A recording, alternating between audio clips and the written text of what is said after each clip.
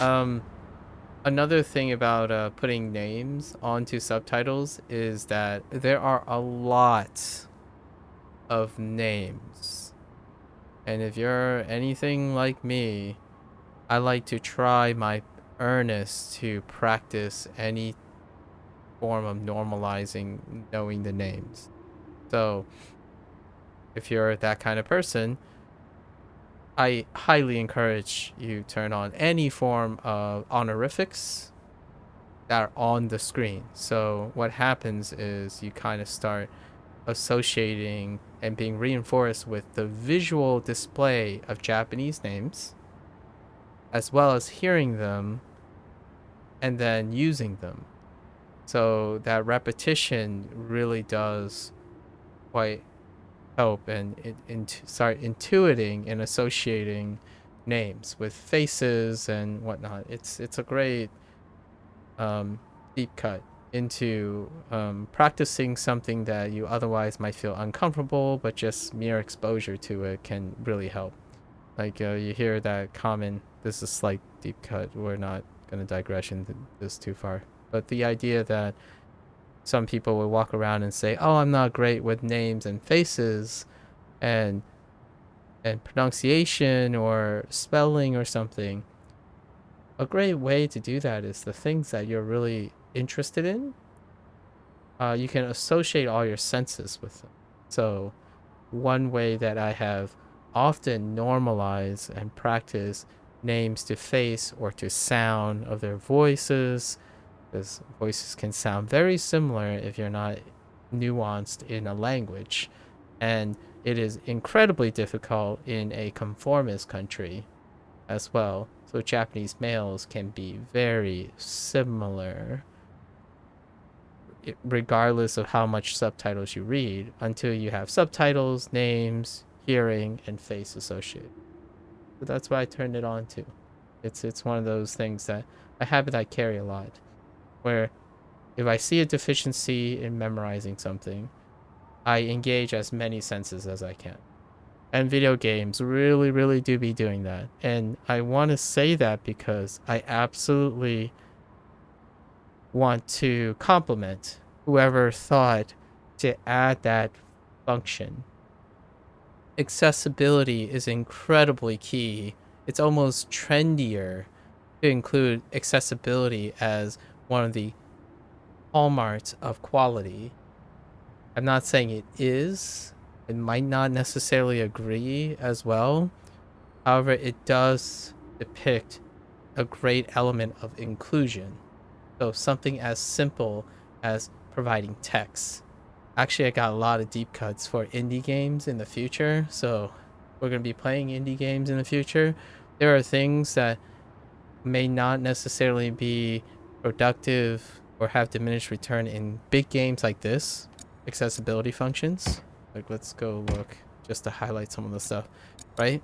Gore level, show UI, auto pausing, right? Auto pausing is interesting because auto advance is the default, as in you the dialogue just keeps going, right? And then subtitle background, the letterhead, right?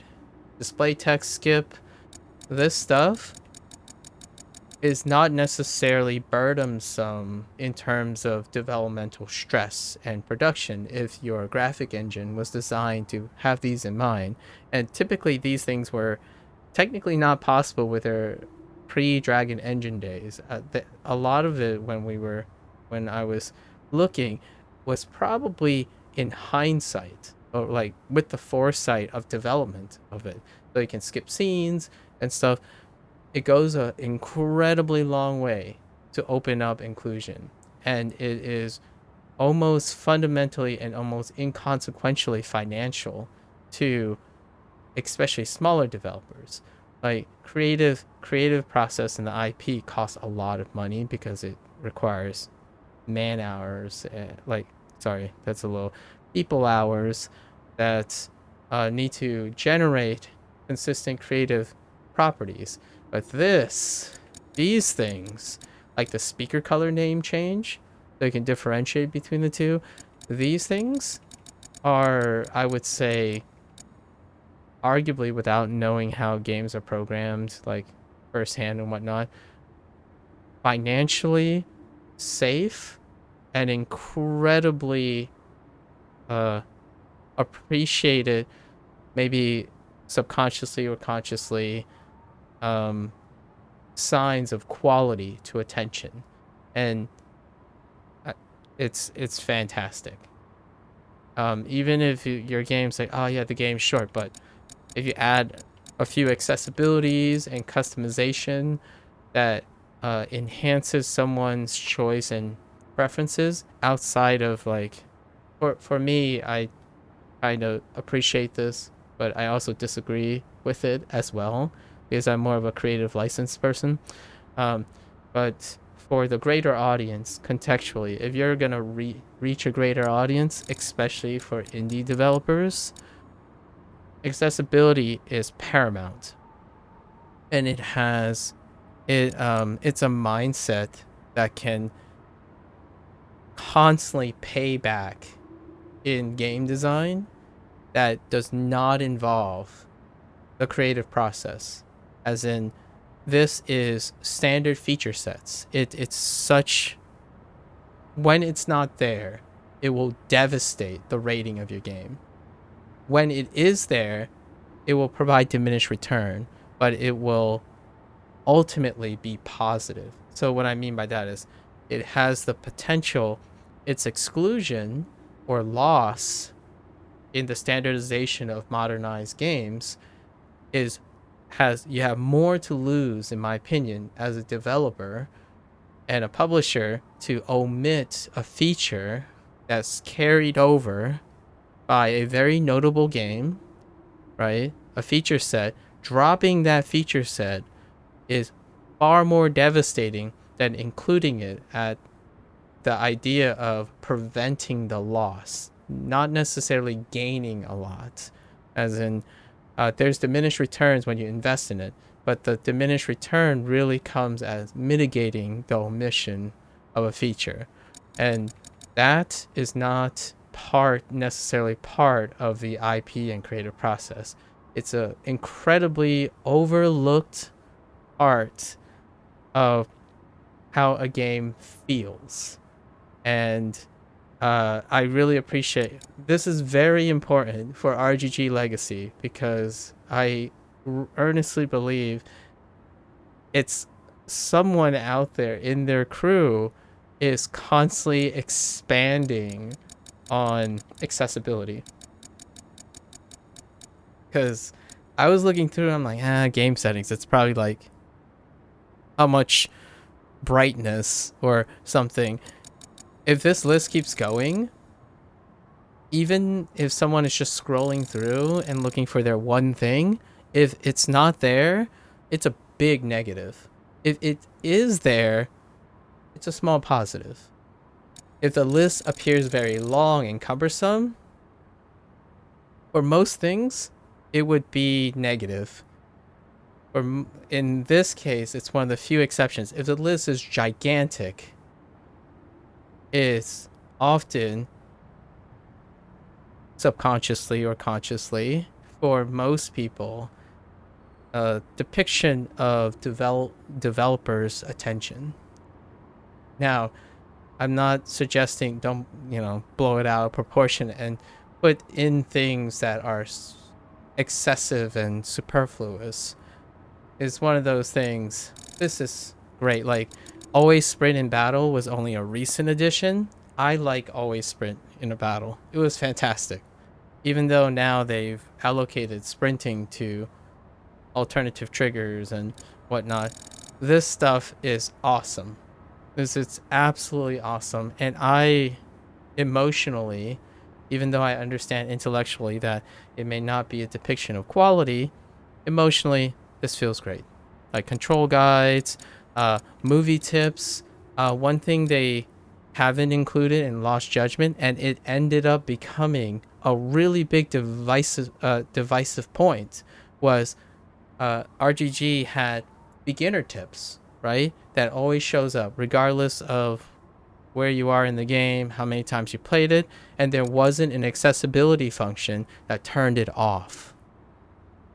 So lacking features that are constantly carried is a great practice for even the most seasoned developers and publishers. Carrying feature sets over that's non-game related, even just displays and stuff, it's a quality of legacy. So I expect in the future this list is going to continue to grow, and it's going to grow in a manner that should be worth its separate department to go forward over and over again. And I think where you would start as a leader, right? If you're starting a company or design, you start here. This, like, what I mean is, one of the first things that you must upkeep is this. It's weird. It's unusual, maybe for some people. Like, oh, I didn't do game design. What was a major part of game design? This is a major part of game design. It's an interface between, it's one of the biggest bridges between the interface between a end user and a developer. This is end user control. It's one of the things that very, very much is a necessary standard inclusion. And if you think about it, go read journalistic reviews or your favorite influencers or something. When it comes to a touching point that constantly occurs that takes away from a game, it's the omission of a quality of life feature set that they were looking for, and it was absent. It's devastating. It's reoccurring. It's always there. It's constantly reminding you. So, for example, the subtitles lacking a letterbox to some people is devastating, and it's 90% of your game. Even though technically it doesn't involve and impact, right? These things are recurring. So I wanted to highlight and appreciate that this stuff keeps expanding for RGG. Whoever decided, yeah, we should make sure we do these things, is on point. They really do go out of their way to understand. And now, just a little personal spin, I don't care for it, personally. I'm a person who goes into a movie fully ready to empathize with the creator's vision. My whole goal is to try to play and embody what their vision is. So with that aspect, it goes into gaming, game theory, reading an article. That's the best way I consume things. I don't need to customize most of these things, but since it's there, I use it. And then I mentioned this earlier. I turned on speaker names because that's how I learn. I learn to see the name, hear the name, see the face, and then it keeps showing up over and over again in letterboxes. And that was the older way. But in the cutscenes, there weren't names. So there was a point a lot of times where the cutscenes had a lot of characters, and there were characters that only appeared in cutscenes. Those names were so difficult to remember, and I didn't have alternative ways to reinforce it. It was very apparent in Judgment and Lost Judgment that that older design did not reappear. So out of like minimalism or trending. So here, right here, that is OP as heck. That is one of the most brilliant inclusions. And I would say that financially, maybe even programming aspect, it's so much value by preventing what could be a really negative little thing. And why text is specifically important to me is that I spend most of my time reading stuff over my youth, and my favorite my preferred subgenre of games are incredibly text heavy. They're incredibly dependent on clarity with form while also being complemented with their artistry. So like things that feature cards or turn-based games that have static elements that are always there, or like games that only play in text, those things are ever present. And for a game like this that has tons of money thrown into voice casting, securing the voice cast, and great rigging, awesome camera work, virtual camera, all that stuff that's constantly iterated. This would be one of the few things that some people wouldn't come to mind. Like it wouldn't come to mind. Like, wait a minute, subtitle text colors and so. And what I mean by that is, this is a Japanese game. You read subtitles. It's ever present. What do? You add colorblind colors to the subtitles, and you offer if you want names and stuff. That's awesome. Like white and see, like they cover the specific colors. There's a colorblind color. Like it's awesome. Like and you know it's colorblind minded because um there's a feature here for color aid. I'm pretty sure it was here, or it might have been display setting. Yeah, there's color vision assistance. They had to have chosen certain colors and whatnot with the mind that it's kind of hard to see sometimes. Like there were the other Like a Dragon games, and I talked about this lighting before, is incredibly white shifted. It's like so bright. It's supposed to reflect Casca. Like Casca's game, Yakuza Like a Dragon, is usually a lot more illuminated. It's brighter because Casca is a brighter character, right? There's a tone to it. These games are dark, so white text usually okay. It's fine. No need for even for letterbox.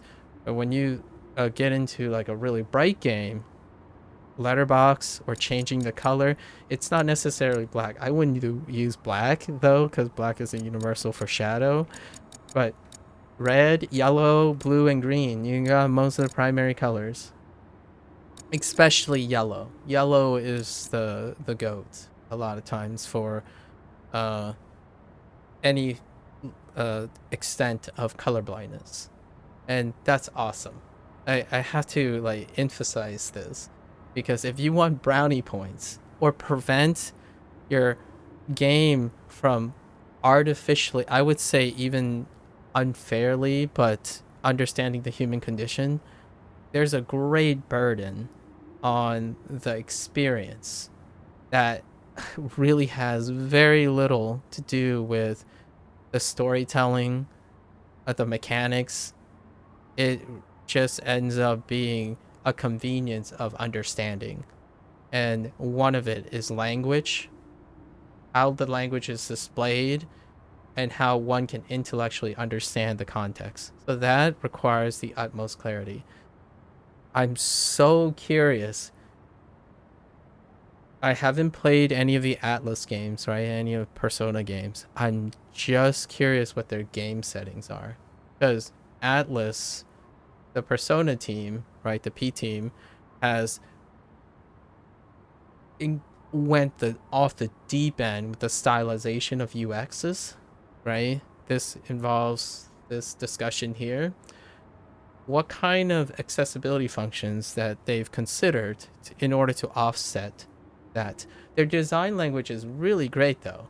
Like they do the whole thing where you have the text, it's in a form, but then everything around it creates chaos, organized chaos. So it works so well in terms of artistry and functionality. Still, uh, offering accessibility options for readability and whatnot is incredible. It's and I was floored. I actually only coincidentally stumbled upon this because generally I don't. I start the game first, adjust the audio, make sure the things are running. So then I usually click on game settings just to look. And this was amazing. Like the size of the text. I mean, it's only 3 options, but the size of the text, yo, someone at RGG understands this. And you know what? I can't believe this game doesn't get a point just for this. Like, this is so understated, in my opinion. It's something that is not rated in a game, not considered in a journalistic game. It's always hand waved by saying, oh, yeah, there's some accessibility functions and stuff. Or it's always focused on graphics, right? And you can see, I don't even know high res here, right? And then there's field of view. What? I'm just saying. It's amazing. I want to hats off to that. Like, you can turn off the UI. Like, in an action game, sure. Like, I didn't even.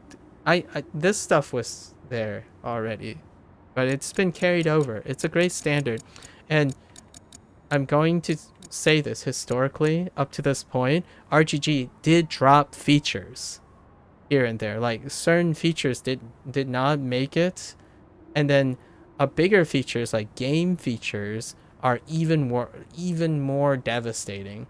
So when you set a precedence for like New Game Plus and you drop that feature, even if it's like a production timing cost or appropriateness, dropping a feature is devastating to the legacy of a developer. And it sucks, but if you have to drop a feature because of production costs and like appropriateness, it is absolutely, in my opinion, paramount to disclose that. It hurts less, in my opinion, to communicate why a feature is dropped and take the hit than pretend like it's the people like your end user understands that, oh yeah, they can explain it. I'm all for it. Like, I will explain it to heck to my sub why a feature is dropped because I empathize largely with the creator. The creator is offering me an experience that must be in their vision. You're not here to please me. You're here to convince me that you have something pleasing. That's my goal. To contextualize this, I'm trying to empathize with the end user who you're appealing to that needs convincing that your game is of high quality or of inclusion. And this is one that is worth emphasizing that has no dependency on your creative freedom this is the stuff you pander to, in my opinion. Like, if there's anything that you have to pander to that is almost remotely religious and political, is accessibility. The westernized things, and it's worth mentioning in the context of a Japanese developer because Asian developers specifically, and well, not actually, I'm gonna even say as far as like Korean and Japanese developers, not necessarily Chinese developers, because they tend to mirror accessibility and do it out of appropriateness or appropriation in that case. The word is very apt here. Japanese designs can become so narrow, echo chamber, that it's about displaying their vision, staying true and loyal to their vision. Well, you can outside of accessibility, because if you think about Japanese culture, it's not necessarily about accessibility and inclusion. It's about conformity. So it can bleed into their stuff. What's a great reason? It's what's a great like deep cut of this extension of this PC games. It takes a while for Japanese companies or developer groups to expand beyond their iterative design. because conformity is incredibly strong. It's about refining and polishing and whatnot. So accessibility would be a function that is sidelined. It's not about including all the what ifs and the little ones like I'm gonna tell you now. Displaying character name in the subtitle, speaker name, I'm floored. But it's so diminished return. There are very few people who like, oh, I wanted this. I didn't even know I wanted this. I knew I needed this and wanted this from like 3 games ago, because I tend to be self-aware, right? It's my jam. I do this all the time, but I'm a minority. So it took someone to think that it should be here at RGG. So whoever is getting the props for managing these feature sets, keep that person, man. Because westernized things is choice, individualism, and accessibility is paramount. Just all the time. Like all the time, if you need to have your game appeal to a Western audience, which is collectively individualistic. I know how that sounds. That sounds like an oxymoron. But they're collectively wanting to be different. So they have different little quirks, desires. It's all these little things cost so much less money, in my opinion, than investing a foolhardy inclusion of, say, like I know this is going to be a little divisive, but including I don't know, African American, like a checklist of like representation that costs a lot of money. So like having to write a character that represents a specific culture, and so that stuff, yeah, that's the next level stuff, but can cost a lot of money to appeal to Western audience, like representation and whatnot. But if you're from a country that's conformist, this costs way less. Just to be like, I got you. I got you here too. Oh, you can't play our game because there's too much blood, but you're okay with like the concept of violence? I got you. Well, you can turn off all that. In fact, there's so many next levels these can go at the creative level, but this is absolutely paramount, in my opinion, for Western audience, especially if your main audience is the United States, because Americans, there are things they think they want, and there are things they don't think they want, and giving them the option of turning it on and off to see what it's like, even if it's text that you see in 99% of your game, is incredible. Like, one last example, JRPGs. Some of the most iconic JRPGs, one of the feature set that echoes to this day is customizing your chat box. You know, the back, what color is your letterbox in the back, how big the text is, what kind of font it was. Square Enix, I don't know if Squaresoft back then, Square Enix now, even understood the impact of that, but it's so much more so now. There's just an incredible, I don't know if it's a human condition or a specific, it might be culture specific as opposed to like a blanket human condition, because I'm sure Japan and myself, I'm not Japanese, but I'm very strongly Chinese. When someone tells me this is what they have to offer, I learn to appreciate it. That's it. Like, customization is nothing. But I'm also American, and I can tell you this stuff, extra points.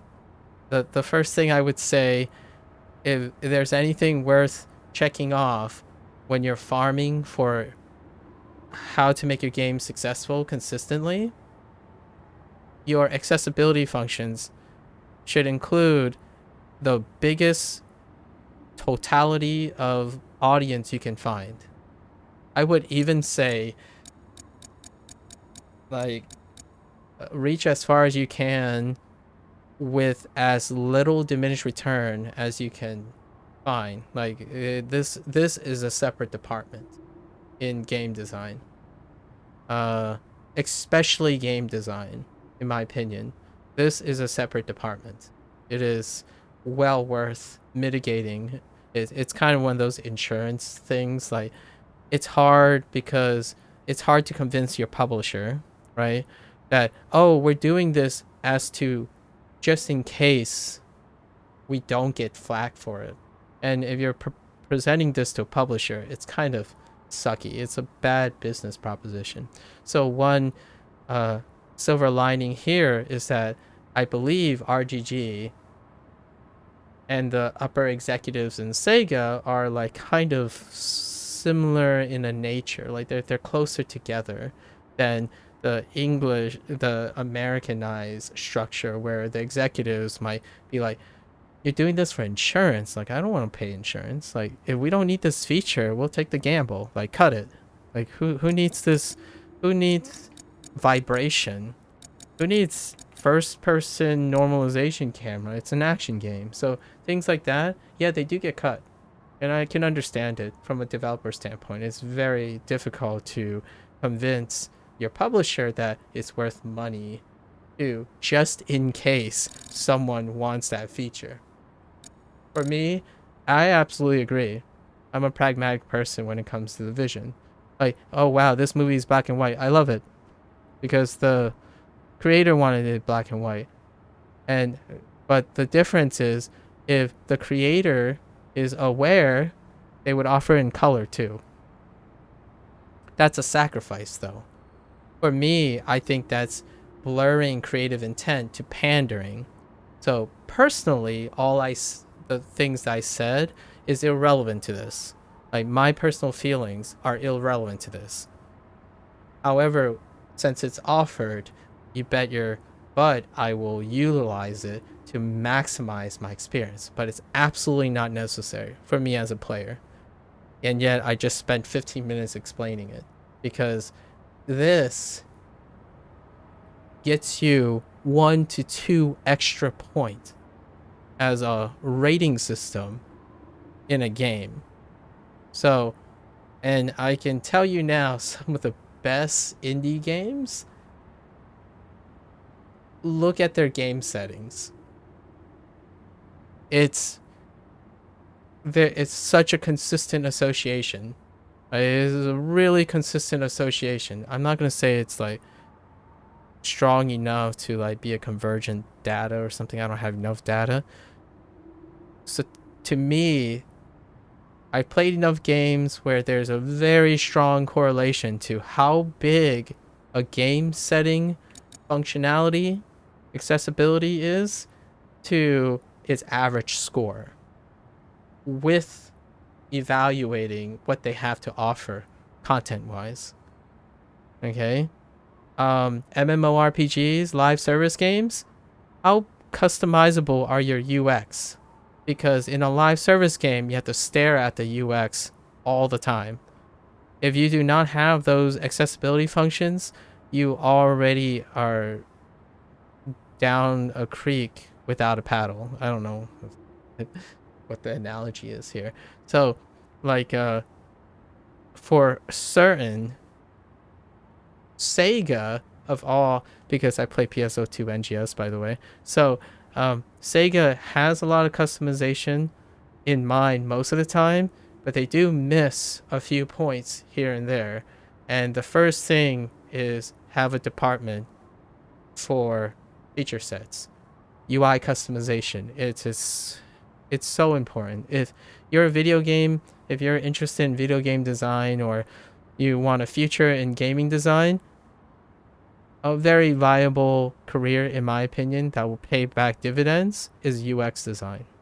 Like, being an incredible UX designer who can negotiate these kinds of things will take a game so far. incredibly far.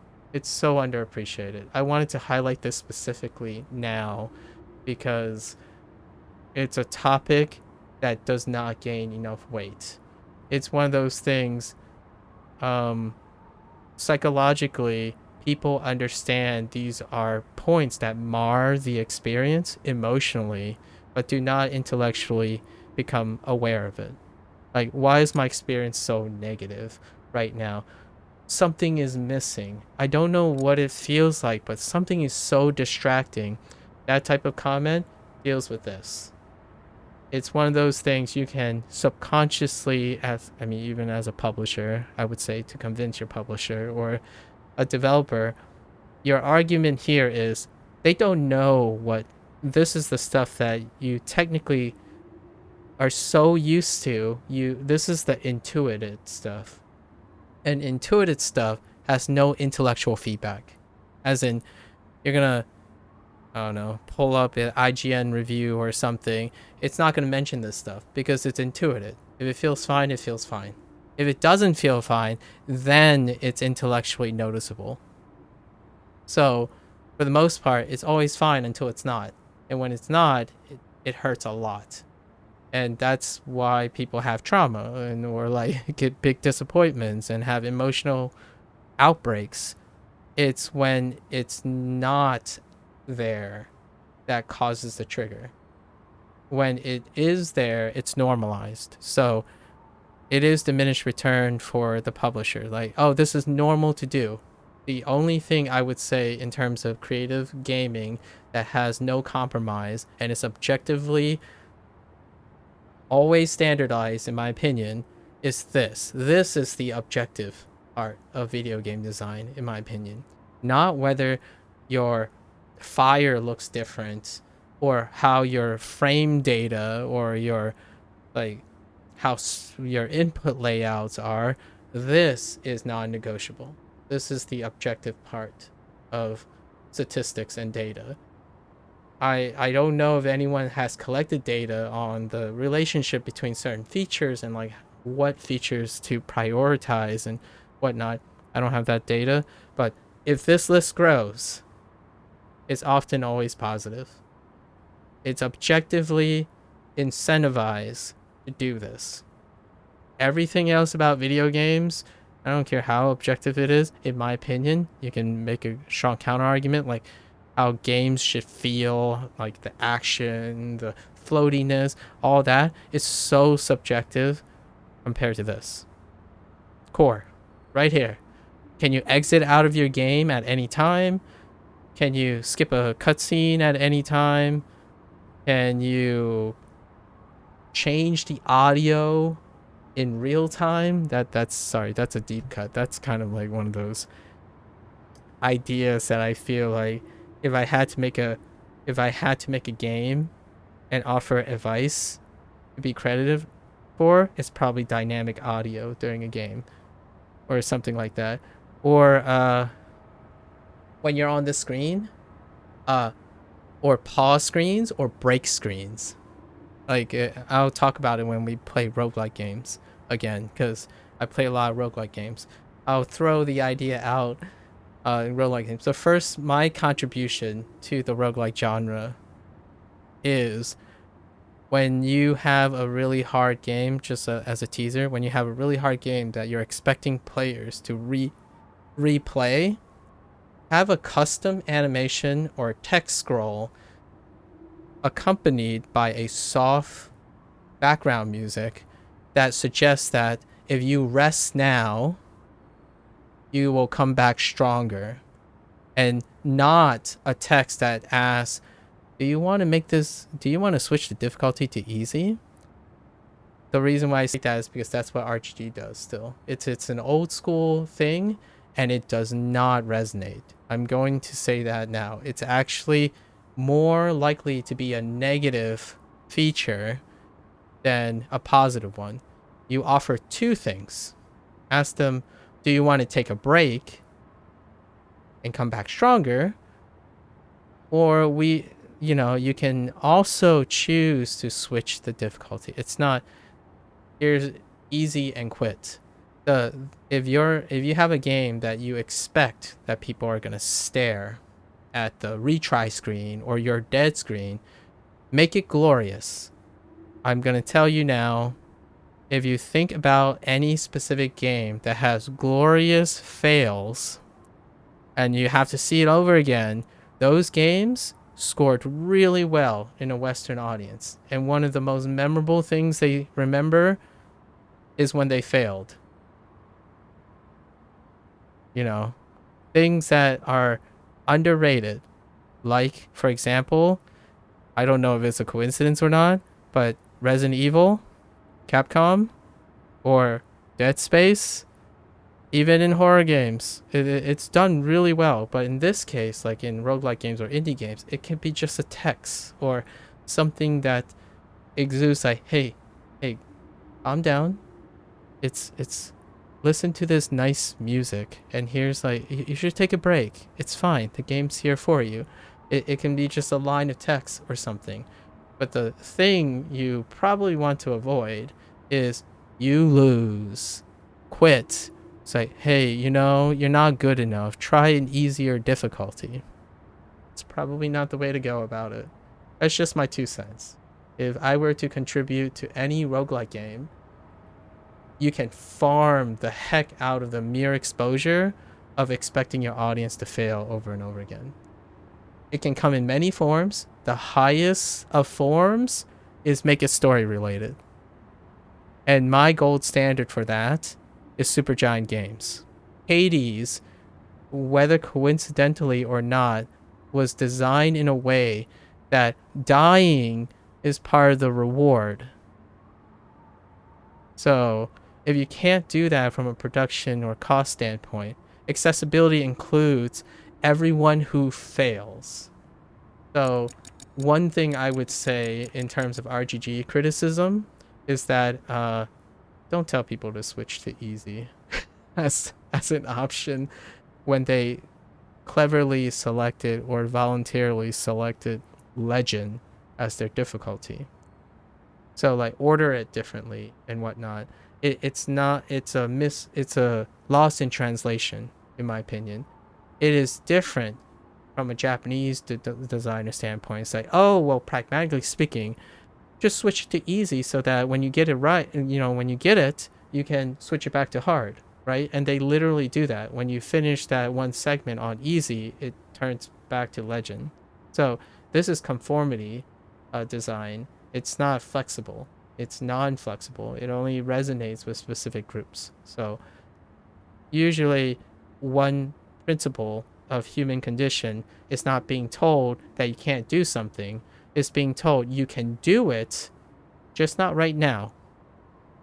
And encouraging the person to do something else or take a breather, because one thing about humans is when you rest and come back, that is true most of the time.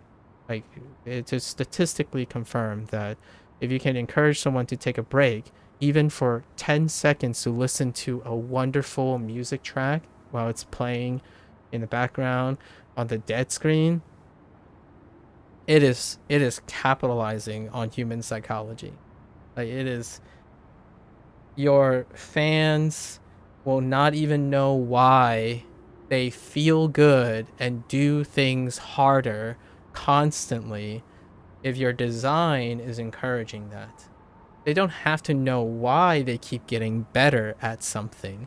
If they keep getting better at something, even though it's harder and harder, it's a win for the developer and the publisher. It's one of those win-win situations where it keeps the fan healthy, right? Mentally and probably physically, to encourage them to take breaks, knowing that they'll get better somehow in some creative way. You can convince them that way creatively, like with music or visuals, and you get more sales. You get better ratings because overall, by the time, it will encourage them to get to the end of a game. And by the time they get to the end of the game, they will come away with, oh yeah, man, the story was kind of bonkers. Like, I didn't resonate, but you know what? It felt good. Like, I still went through it. It didn't feel tiring or I didn't feel like I want to turn off the game. Well, if your game design is constantly encouraging you to take a safe pace and like utilizing human psychology as a way to design, I mean, it can be exploited too, right? We're talking about YouTube, TikTok, and so it can be exploited, absolutely. But in terms of game design, you can safely exercise that. And it's kind of humorous because it's a Japanese example too. Like the Japanese example where like, oh, remember to turn on your lights and watch in a well-lit room. That little subliminal advertising, unfortunately, it's also a misconception, but it was used with great intent and whatnot, and it encourages breaks and stuff.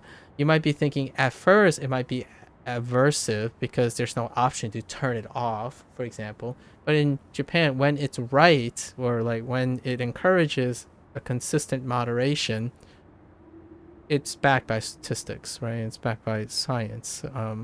The idea of humans consolidating even for a brief moment is incredible. So if you want to really say, I want to make a really hard game, like a super Souls-like game, I'm looking at FromSoft here. Yep, Japanese company, Japanese developer. I'm looking at you. If your splash screens were say you're dead, hold up, check out this very soothing bonfire. Take a breather. I would honestly say your success rate will go up, and you would actually get your fan base to be even bigger, because those people who do break under pressure and do not go back in the fray over and over again, those guys would also stay for your game. And that's an accessibility function. It's a menu design. It's a visual spectacle. I don't know the Atlas group, like the Persona team, uh, have already crunched down why their approach to like the UX designs and stuff is making them explode, right? In popularity, to the point where it's hard to find an indie game without stylization anymore. Because you do it because you see a example of it.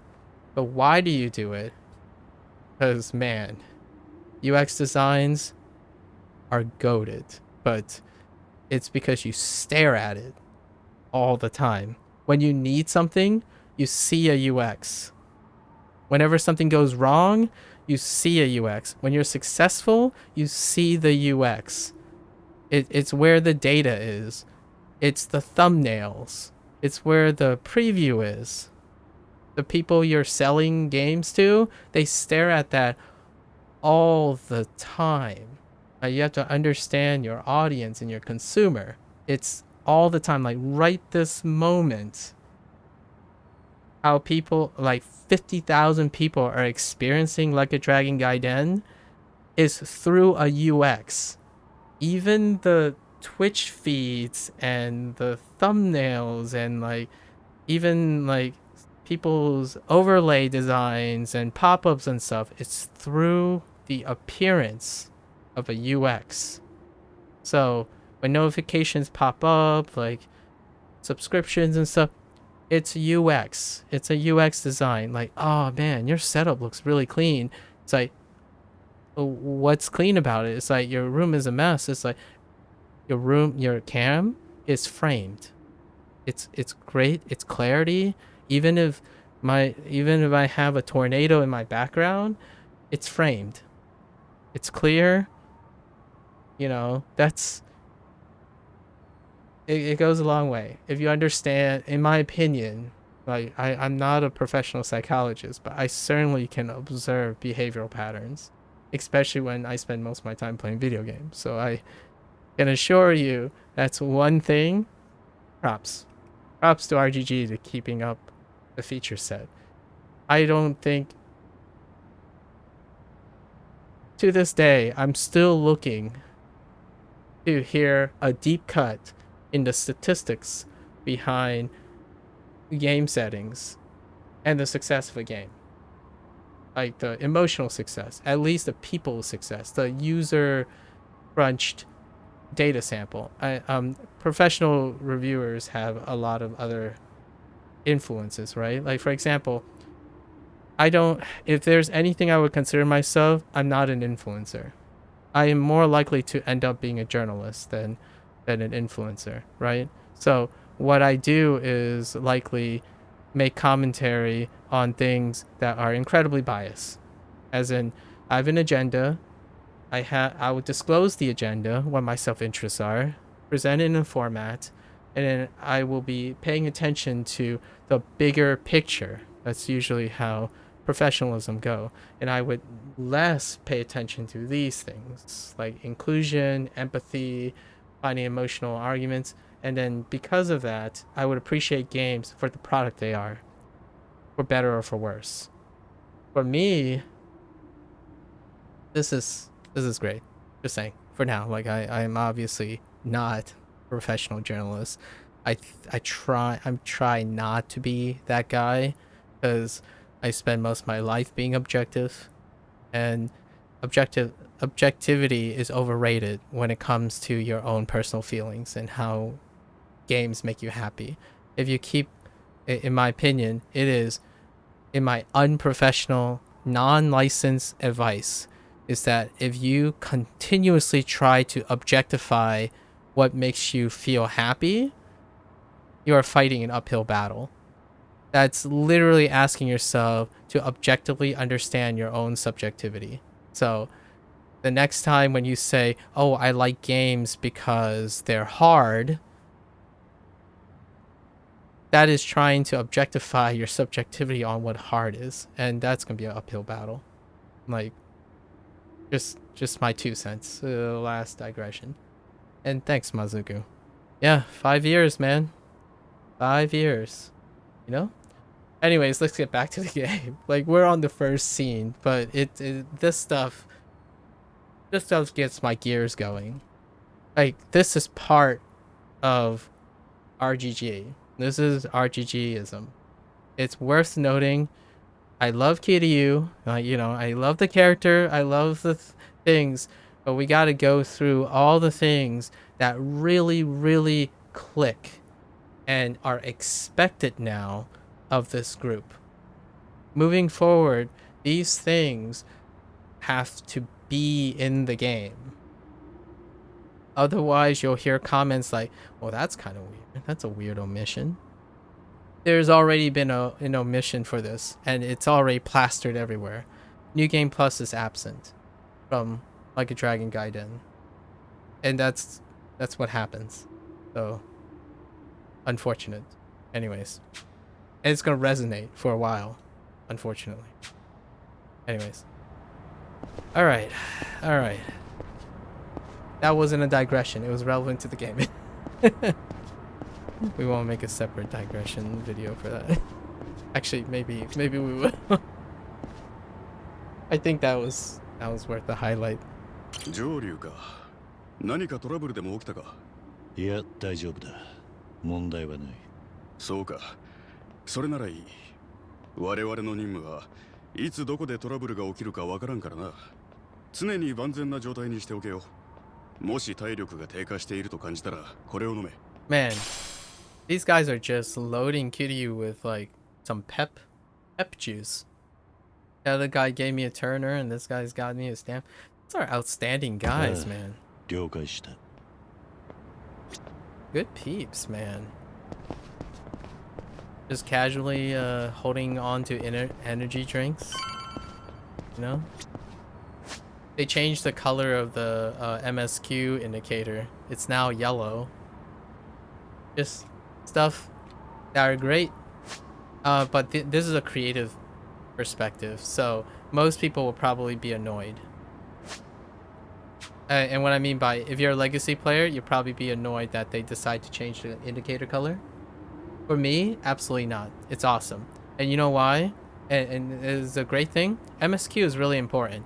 Choosing yellow is absolutely great, because if you're colorblind, yellow goes a long way. On a gray background with like lots of blacks and grays on a mini map, yellow is an incredibly awesome choice. It used to be pink, which is closer, which is like red shifted, so it's a little bit less ideal. But yellow, It's probably thematic too, because if you look at the bar and stuff, it's probably thematic too. They always change up their UI, and it's a breath of fresh air, in my opinion. And it also normalizes the expectation that RGG is going to change up their UI.